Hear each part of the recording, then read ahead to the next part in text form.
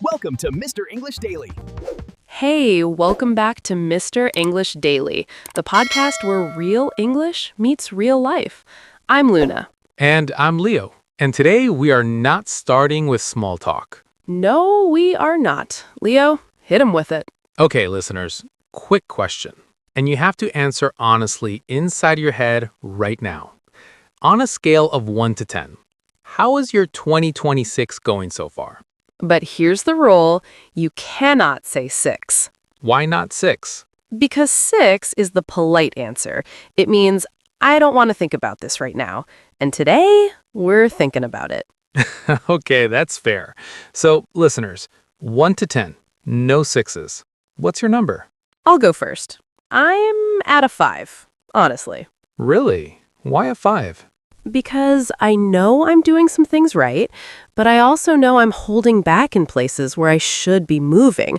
I'm not in a bad place, but I'm not fully in my place either, you know? I actually love how honest that is. For me, I think I'm at a 7, but not a comfortable 7. More like a restless 7. Like I can feel something bigger trying to happen, but I keep getting in my own way. A restless 7. I've never heard it described like that, but yes, that's a real thing. So wherever you are right now, listeners, a 3, a 5, an 8, a 9, your number is not a judgment. It's just a starting point. And here's the big question behind the number. If December arrives and your life looks exactly the same as it does today, would you be okay with that? Sit with that for a second. Because most people's first answer is no, but their daily choices keep quietly answering yes. And that gap between what we want and what we're actually doing, that's exactly what this episode is about. Today on Mr. English Daily, we're talking about your 2026 reset. Not a fantasy, not a vision board, a real, honest, messy comeback, starting from wherever you are right now. We'll talk about why staying comfortable can actually be more dangerous than failing. We'll talk about hitting your lowest points, falling forward, and slowly building yourself back up. And we'll do it all in natural, clear English, B1 to B2 level. We'll explain the big vocabulary as we go, and there's a full word tour at the end where we break down 10 powerful words and phrases from today's conversation. If you're a strong A2 or lower B1, stay with us. Some moments will feel like a stretch. That stretch is your brain growing. You can always come back and listen again. Every time you do, you'll catch more. And if you're enjoying the show right now, please hit like, subscribe to Mr. English Daily, and drop a comment below. Tell us your number. Tell us one word that describes your 2026 so far. We read every single comment, every one, and your words genuinely help other learners feel less alone. All right, let's get into it. Leo, I want to start with something that I think a lot of people don't want to admit. Go ahead. Most of us aren't struggling because life is too hard. We're struggling because life is just comfortable enough to stay still. Ooh, say that again. Comfortable enough to stay still. Your job isn't terrible. Your English is okay. Your routine works. Nothing is on fire, so nothing changes. And you become complacent. Yes, complacent. And let's explain this right away because it's our first big word today. To be complacent means you're so comfortable that you stop pushing yourself to grow. You're not lazy exactly, you're just settled. Too settled. It's like your life is on low power mode. Everything technically functions, but nothing is really alive. And the scary part, nobody chooses that life. Nobody sits down and writes, "My dream is to exist quietly and never take a risk." Nobody writes that. But people live it because they drift into it. Drift into something. That's our second key phrase. To drift into something means you slide into a situation slowly without actively deciding. One small easy choice becomes a habit. The habit becomes your life. You skip your English practice once. I'm tired today. Then again, I'll go harder next week. Then 3 months later, you realize the gap between where you are and where you wanted to be has quietly gotten bigger. And suddenly, it's a new year, and you're looking at your own life thinking, wait, when did this become my story? So, if you feel like you drifted into a smaller version of your life, that's the first honest thing to recognize. You didn't plan this, but you can still choose what happens next. Which leads us to the part nobody likes. Oh, I know where you're going. You are going to fail. There it is. Welcome to Mr. English Daily, everyone. You're going to fail. But hear me out, because this is actually good news. When you expect failure as part of the process, you stop treating it like proof that you're broken. Right. The problem is never really the failure itself. The problem is the story you tell yourself about the failure. Exactly. Maybe last year you decided to study English every day, and then you fell short of that goal. Fall short of something. That's today's third expression. To fall short of a goal means you didn't quite reach what you were aiming for. You tried, but the result didn't match the plan. And when that happens, a lot of people don't just say, I missed my goal this month. They say, I'm the kind of person who always gives up. And that second sentence, that's the one that does the real damage. Because now it's not about a habit, it's about your identity. That can devastate you. Yes, devastate. To devastate someone means to hurt them deeply, emotionally. It's much stronger than disappoint. When something devastates you, it doesn't just sting, it breaks something inside you, at least for a while. And a lot of people are carrying around the devastation they've never named. A rejection that hit harder than they showed. A year that didn't go the way they planned. A version of themselves they quietly gave up on. If that's you, we see you. And we're not going to tell you to just be positive. That advice can actually make things worse when you're in real pain. What we will say is the way you talk to yourself after failure matters enormously. It literally shapes what comes next. So let's talk about what actually helps, because dreams, as beautiful as they are not enough on their own. Oh, I love a good dream. I have a whole collection of them. Same. But a dream with no structure is just entertainment. You can imagine the best version of yourself every night and still wake up as the exact same version every morning. What you need is something less exciting but more powerful. Consistency. Small, boring, repeated action. And here's something that actually works. Anticipate your weak moments instead of pretending you're always going to be motivated. Anticipate. Great word. To anticipate something means to expect it before it happens and prepare for it in advance. For example, if you know you're exhausted after work, don't schedule your English study at 9 p.m. and then be surprised when it doesn't happen. Anticipate that. Study in the morning or do something smaller in the evening. If you know Sunday afternoons hit you with a wave of I hate my life energy, anticipate that too. Plan a walk. Call someone. Don't leave a blank space for your brain to spiral in. Small, real goals. Not, I'll transform my English this year. That's too vague, too big, too easy to ignore. Something like, I'll listen to this podcast 3 times this week, or I'll write 5 sentences every morning. And then you do it even when it feels boring, even when it doesn't feel like progress. Because here's what fear and comparison do when progress is quiet. They obscure it. Obscure. To obscure something means to hide it, or to make it hard to see clearly, like when fog covers a road. Your English is improving. Your thinking is getting sharper. But when you're constantly looking at people who are further along, your own growth becomes invisible to you. That's why looking back matters as much as looking forward. Find your old messages, your old recordings, your old notebook from a year ago. Compare that version to today. Your bad now is probably better than your good from 2 years ago. That's real progress, even if it doesn't feel dramatic. But what about the people who don't feel a little behind? They feel completely lost. Then we have to talk about rock bottom. Yeah, let's go there. To hit rock bottom, that's our next key phrase, means to reach your lowest point, emotionally, financially, personally. That place where everything feels heavy and you can't quite see a way forward. Maybe that was 2025 for you. Maybe it was a loss, a failure that hit harder than you expected. A relationship, a job, a health scare, your mental health, or all of it hitting at the same time.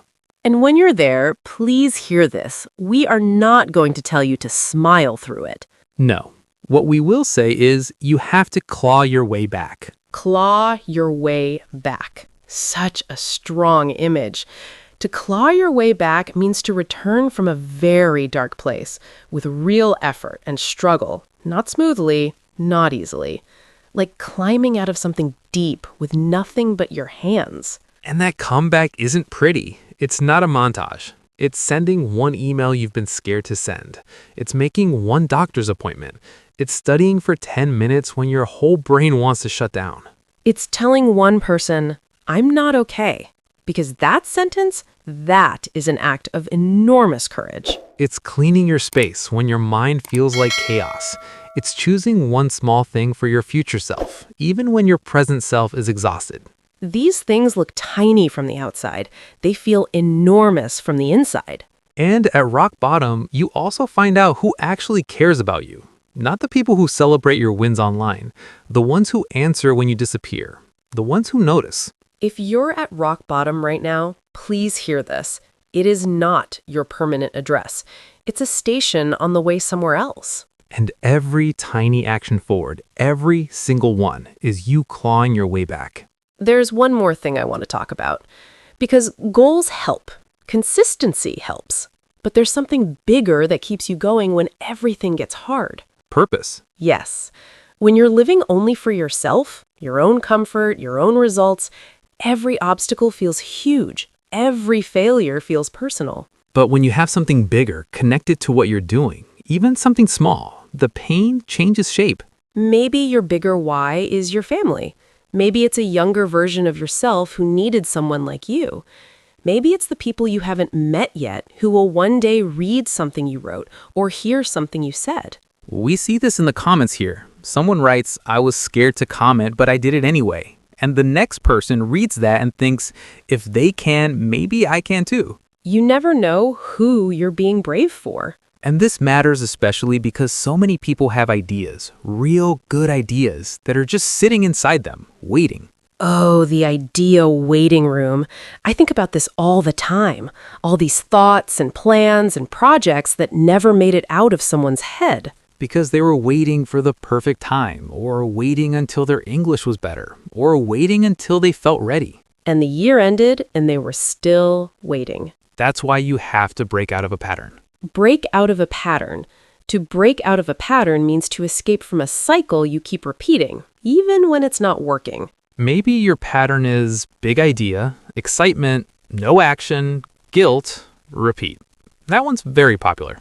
Very popular. Or I'll start when I'm ready, then I'm still not ready, then another year gone. Or my personal one, I'll work on my English when my life is less busy. And your life is never less busy. So what does breaking out of a pattern look like? It looks like doing one small, real thing. Not the whole plan, one piece of it. You send your CV to 2 companies. You join one English conversation group.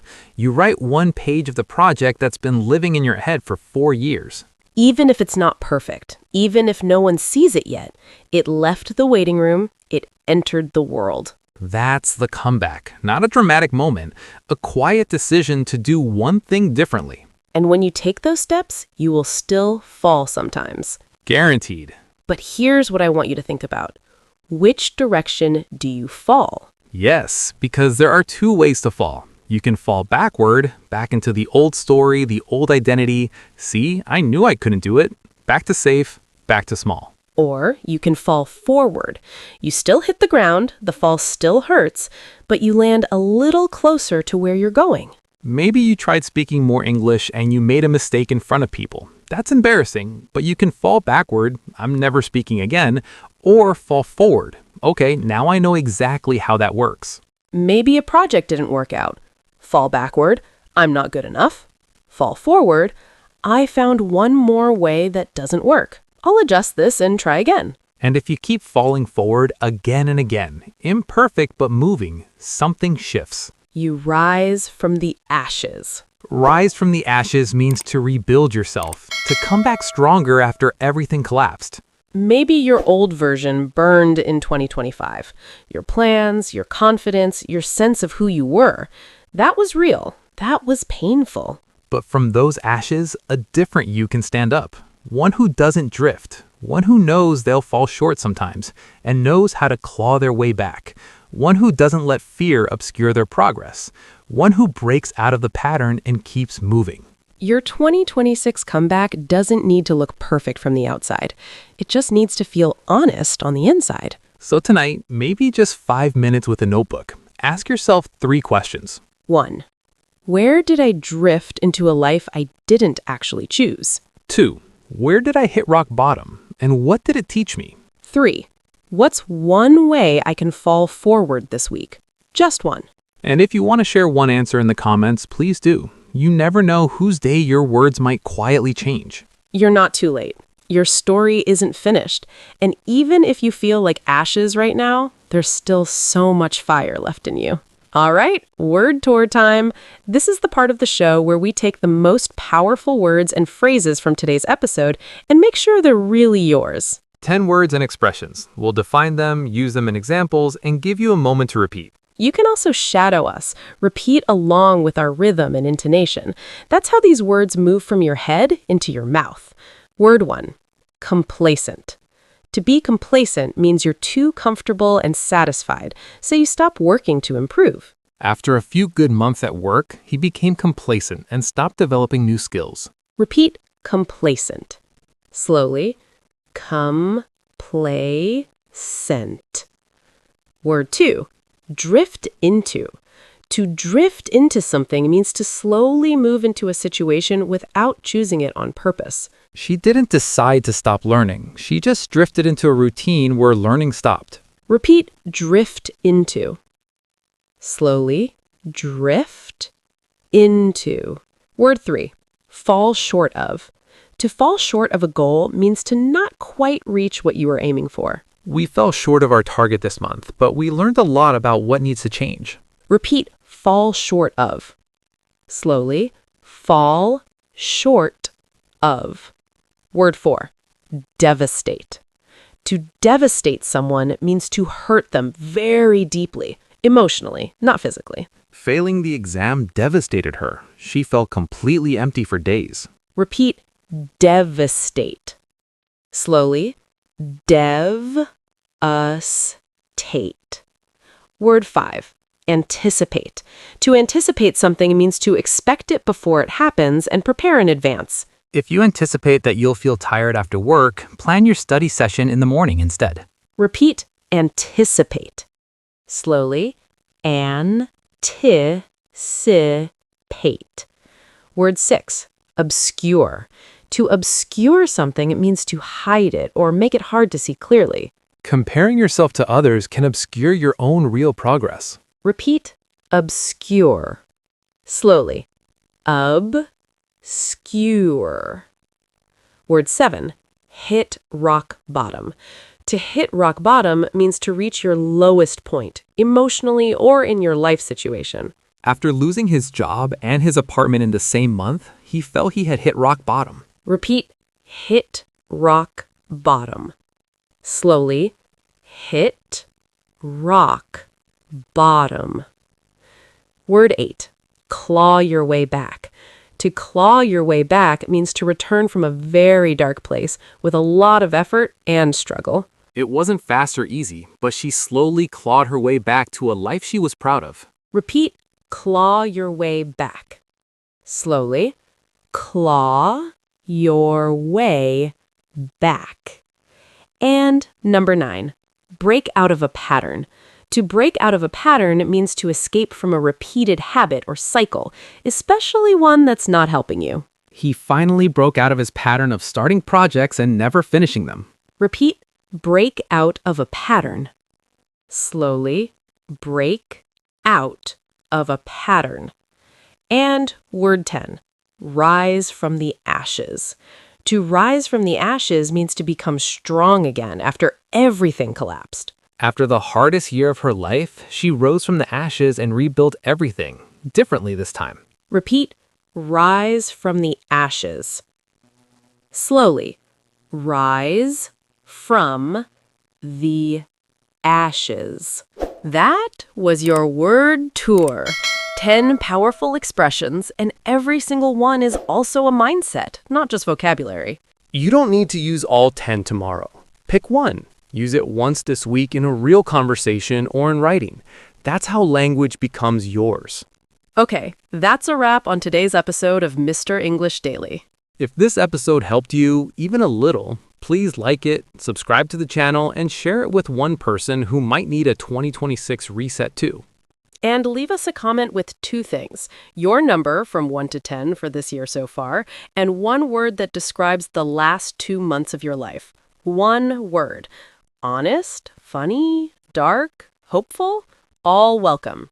We love reading them, every single one. This is Luna, And this is Leo. and you've been listening to Mr. English Daily. Keep going. We'll see you in the next one. And you've been listening to Mr. English Daily. Keep going. We'll see you in the next one.